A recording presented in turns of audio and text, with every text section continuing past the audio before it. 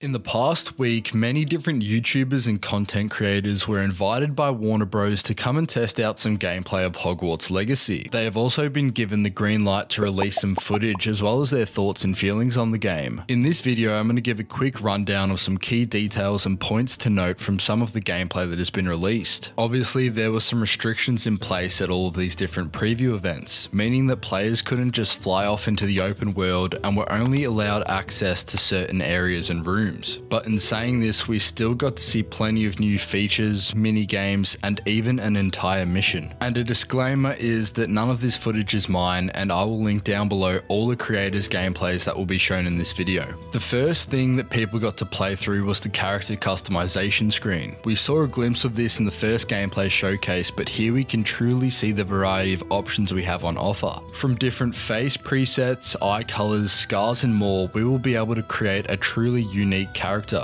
A standout was the amount of hairstyles on offer and how detailed each of the options are. It's also been stated that we will be able to alter certain aspects of our character's appearance in-game, such as clothing, glasses, and hair.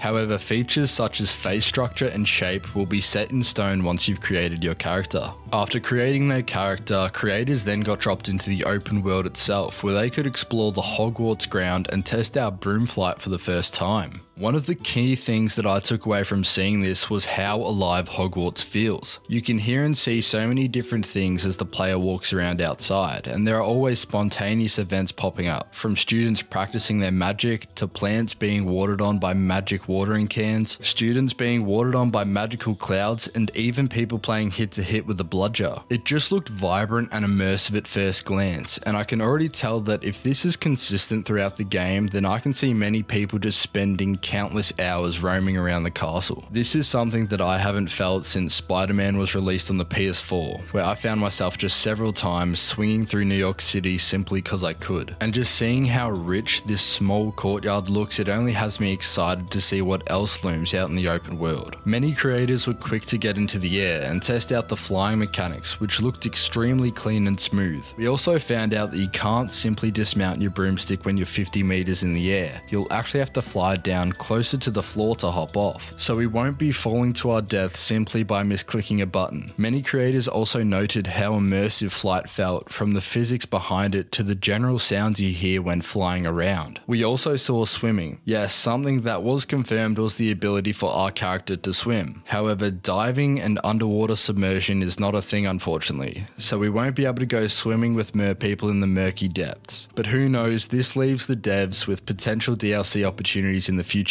Another neat feature of swimming is the ability to call upon your broomstick to help you get out of the water. So if you're swimming across the Black Lake and want to get out, simply hop on your broom and fly away. Climbing and mounting ledges was another feature confirmed in these gameplay reveals, which is something we weren't sure about until now. Something that has disappointed a lot of fans was finding out that Quidditch is not a playable feature in the game. But here we see that players did get the chance to explore the Quidditch pitch, which looks epic, and we can even see some students practicing, all decked out in their Quidditch uniforms. Creators then had the chance to go inside the castle walls and walk around. Just like the outdoors area, the inside is vibrant and full of life, from the small features such as statues moving to the paintings on the wall that Hogwarts is famous for. Another standout feature was the general conversations that were taking place around the castle. We heard many different characters talk about teachers, class, and significant events that may have just taken place in the story. Even when the player goes near up to a flue flame, we get some dialogue from Ignatia Wildsmith, who appears to be a mounted wall feature at each of the fast travel points. Ignatia was the one who created travel by flue powder, and we hear a funny piece of dialogue here where she says, "You can't imagine how inconvenient travel was before I invented flue powder."